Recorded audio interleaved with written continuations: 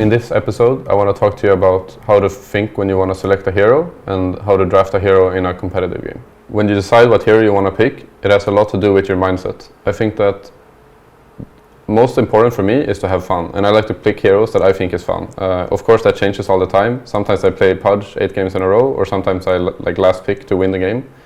Whatever your mood is, whatever like you're feeling in the moment, I recommend that you just go with in order to not feel like burned out or be like stressed or annoyed at the game. Usually the first game of the day I play, I think like I don't really care too much if I win or lose. I'm just gonna pick like a nice hero that I feel like I want to play, and I'm just gonna roll with it. Something that happens a lot, especially in lower MMRs, I think, is that people try to steal each other's roles, or like maybe 4 people mark mid or carry, and they get really angry and argue with each other. Usually this is not very fun, at least for me. I think it's more fun when you have a good team atmosphere and everyone like wants to win and play together. So I usually just take whatever role is left if I can't get offlane. It's not that important for me how I start out the game. I know that even if I play support or carry, I can still like kind of transition to the way of playing that I like to do. Usually when you play offlane, that means that you're picking the third pick, because you're gonna like your 2 supports are gonna pick their heroes first in a matchmaking game, and then you see the enemy 2 supports, and then you pick your hero. So most of the time what you wanna do is like counter the enemy 2 supports, and also pick a hero that complements either the 2 supports that you guys have, or whatever like 2 heroes. You kind of get a feeling based on what your teammates are like shadow picking, or how you call it. You wanna pick a hero that like complements their kind of playstyle. So if you have like 2 people marking like Medusa and Anti-Mage, well, you probably can't pick another carry hero for the offlane.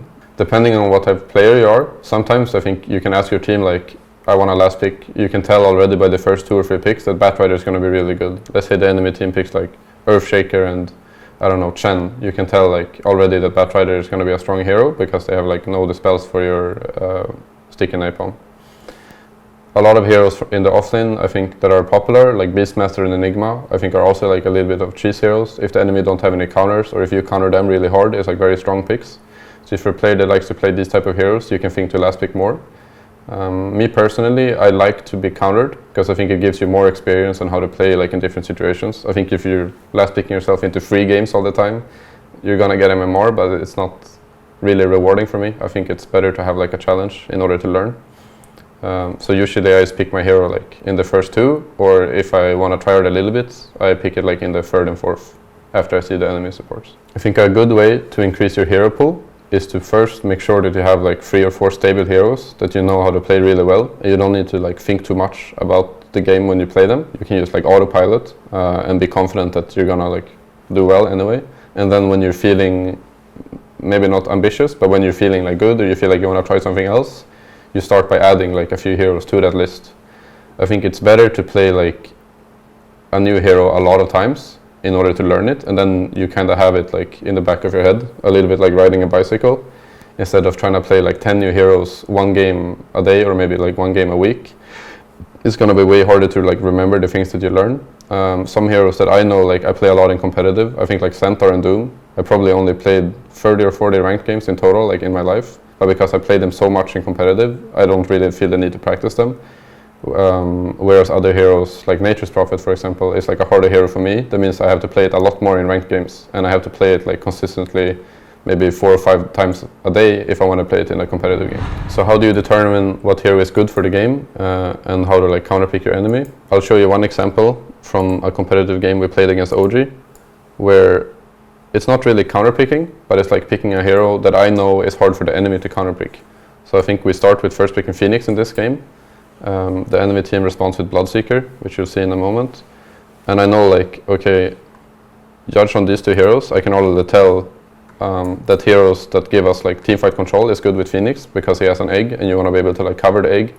The enemy can run up and hit it and kill it in 1 second. It's really bad for your team. And they have Bloodseeker, which is a hero that runs really fast. I mean, yeah, that's basically what it does. And it also stops your heroes from moving.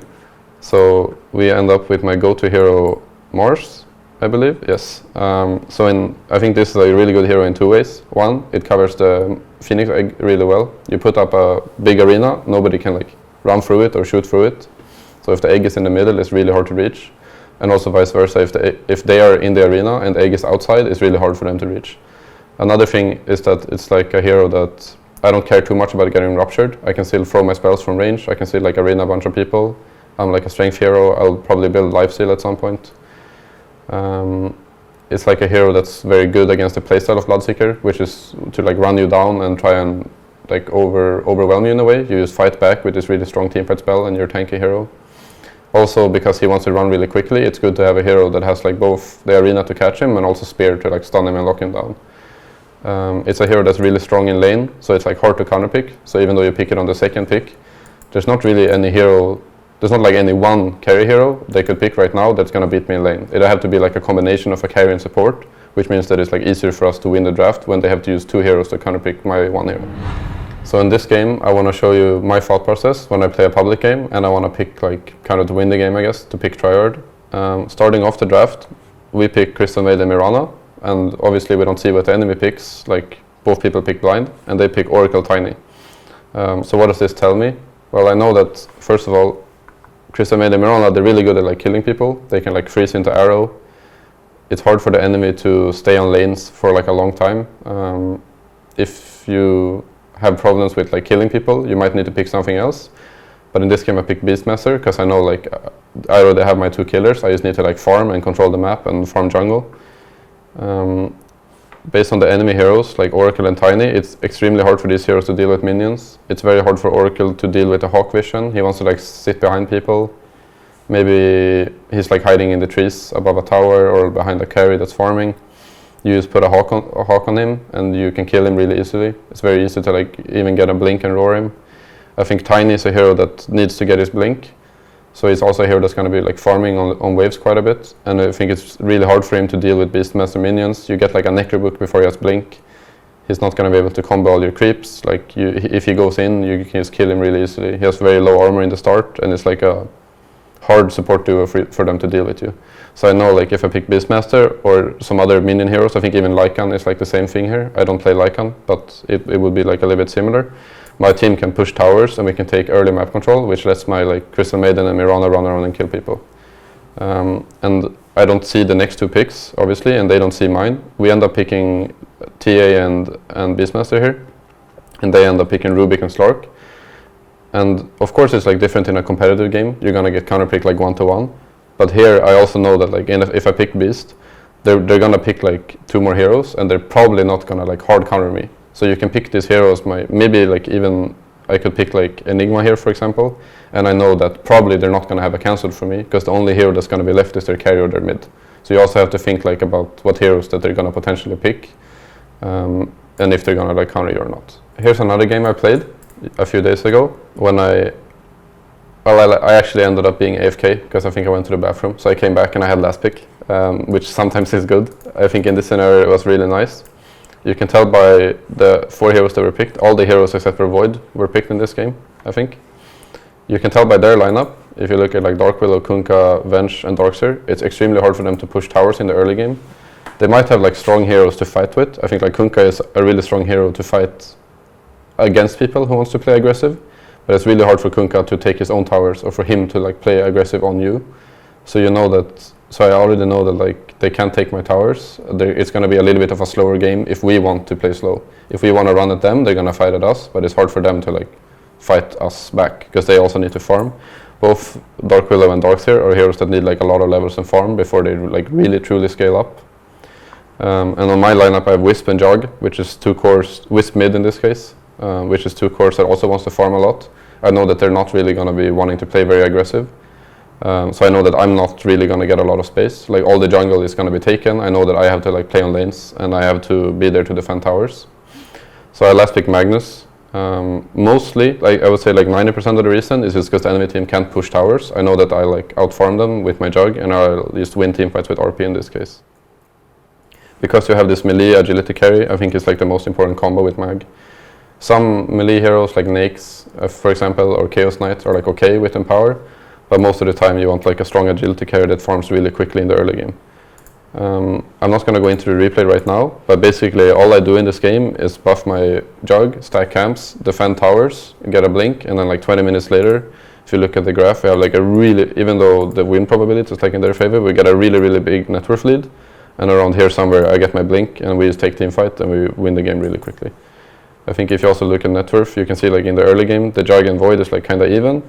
And then like a few minutes later he's gonna be way ahead, like here. Or both our cores are like way ahead because I'm just stacking weight and power, and the enemy team can't take any towers. So we're farming way faster than them. One more thing you have to think about when you pick heroes as an offlaner is that usually you have to make sure that your draft is like complete. What I mean by that is that a draft needs to have a little bit of everything. Like you need to be able to take objectives like roach and towers. You need to be able to, I would say, defend your towers at least somewhat. In this case we have Rubik and Crystal Maiden, which is really strong at that as well, so it's not that important for me. I think you also need to have stuns. If you pick 5 heroes without stuns, of course it can work, because you can buy items that like complete it instead. But in most ranked games, I would say the more stuns you have, like the easier it is to play. So in this lineup we already have 2 stuns, but what we don't have is like a big teamfight lockdown, so that's why I picked Magnus. But in some other games, like maybe you can think, oh, if I last pick like Broodmother or Nature's Prophet, I'm gonna have like the best lane and a really, really good game. But if I would do this in a team when we already have 4 of those heroes, or we have 4 heroes that have no stuns or like no lockdown at all, it's gonna be like really hard for us to catch heroes. They can probably do whatever they want, we can never kill them. It's gonna end up like with us just being overrun and never being able to fight back. So you kinda need to respect that, even though I don't think it should always be this way, that like your mid hero and your carry hero are probably gonna pick like heroes that they think is good to farm and win the game with. They're not gonna be like, oh shit, we're out of stuns, I'm gonna pick Dragon Knight, or I'm gonna pick Sven or Chaos Knight. Even though like it would be better for your lineup, they're gonna think like, no, I don't wanna play Sven against Faceless Void because he's gonna chrono me and it's really bad, even though like you would need a stun in your lineup. So I think that responsibility almost always ends up on the offlane player. I think a trap you can fall into when you pick your hero, either on the offlane or any role really, is that you try and counterpick too much. I think you can look at the enemy heroes and be like, oh, well, if I pick like Beastmaster here, we're gonna have a really good game. You know, like they can't kill my minions, I'm gonna farm and I'm gonna be really strong. But then the problem is you have like 2 more carries that only wants to farm as well, and you have nobody that's making moves, and you have no stuns. You need to be like careful about thinking that if you counterpick, not only thinking about the early game, but also the mid game and the late game, to think like how your hero is gonna have impact throughout the game, and not like only the part of the game that you're counterpicking for. I think if you counterpick with a hero that's good in the mid game and late game, it's usually better than counterpicking with a hero that's only good for the early game, as long as the enemy team maybe doesn't have like some crazy push lineup or something. One more thing to think about when last picking is also like what kind of player you are. I think for me, I'm very good at playing from ahead, from like snowballing games. I know what to do when I'm in a position of power, I guess. Some other offlane players, I think like Seb and Mind Control especially comes to mind from competitive people. They don't really mind like first picking their hero. Maybe they go like 0-5 in the lane and then they just farm and recover, and then other people in their team is like the strong ones and they're the ones making moves. I think it's important to know that like you should always play to your own strengths, and I'm like very good with last picking because I know a lot of matchups. I think I'm like a strong lane player. It's easier for me to play in those situations. But some other people, maybe you're more comfortable to like playing like Tidehunter and Darkseer in these heroes, which of course can be good last picks as well, but they're heroes that like in general are not gonna snowball as hard, or not gonna make like as many moves. I think you can usually tell by the enemy's 2 supports. Let's say they pick like 2 very greedy supports. Maybe you're playing against like I think like Dark Willow is kind of greedy. Maybe you're playing against a Zeus or something as well. There's 2 heroes, they don't really have any stuns or lockdown. They need a lot of levels and farm to have impact. You already know then, okay, like I know whatever hero I'm picking, I'm gonna have a good early game, I'm gonna have like a good lane. So even like already then you can maybe ask your team like, hey, I wanna last pick Batrider, or I wanna last pick Broodmother or something. And then you kind of just hope in a way that they pick heroes that is good for that hero. That they don't pick like heroes that Broodmother is gonna be really bad with. You know, if you're gonna be farming and taking control of the enemy map, maybe you don't want heroes that also just farm and nobody to play around you with. I think sometimes you have to scrap your idea of last picking. You can look at your team and be like, no, this is not going to work. But hopefully if you told your team in advance, like, hey, let me last pick this hero, I know it's going to be good, they'll like listen and try and adapt to you as well. I think the best way to improve on learning like what matchups is good and bad for you is just to play a hero a lot of times and experience it in a lot of different situations. Kind of goes back to what I said before, where like if you play it once a week, you're probably not going to remember like what's going on. But if you play it like 8 times a day for 2 or 3 days in a row, you'll learn a lot more about like what heroes you can play against and what heroes is hard to play against. I think that the most important thing is just to get experience. Unfortunately, there's no real like shortcut to learning this. But if you want to like help yourself out in a way, I guess it's good to watch your own replays as well, because then you can kind of determine if it's because of your hero that it goes like poorly or it goes well, or if it's like because of the enemy mistakes. Because I know for sure sometimes even in competitive games, the enemy team is like fucked up a little bit, or maybe they're not used to playing against your hero. So you pick it, like let's say I play Pangolier against like Juggernaut, for example. I think it's like a good lane for me because I jump away when he spins. But then if the enemy team picks like Disruptor, then he can always glimpse me back after I jump away, so it can be like a little bit of a tricky lane for me. And these things, maybe the Disruptor doesn't skill his glimpse, you know, maybe he skills his kinetic field, and then you don't have that issue. But then a few games later, maybe a smarter guy is gonna skill his glimpse and you're gonna die. So these kind of things you just need to like experience and try and keep in your memory, I guess.